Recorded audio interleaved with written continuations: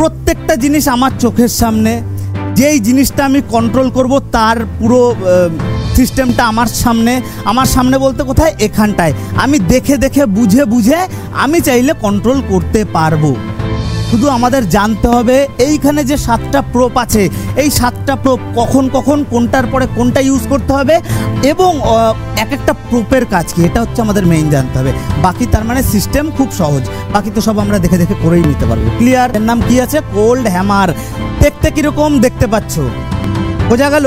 এই না যে আমি শুধু নাম পড়ছি বা আমায় স্যার বলেছে কোল্ড হ্যামার করতে, আমি কোল্ড হ্যামার নাম পড়ে না বুঝে কোনটা আমি না বুঝে দিয়ে দিলাম, সেরকম কোনো ব্যাপার নেই।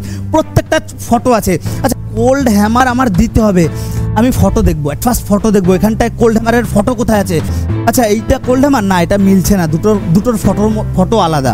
আচ্ছা, এইটা কি কোল্ড হ্যামার? আমি দুটো ফটোর মধ্যে কিন্তু চেক করছি, ওই ফটোতে কিন্তু নামও লেখা, ফটোও আছে, বুঝবে? ফটো আছে যেহেতু আমি দুটোর মধ্যে চেক করছি, আচ্ছা মিলাচ্ছি, না এটা কোল্ড হ্যামার না, বুঝতে পারছো?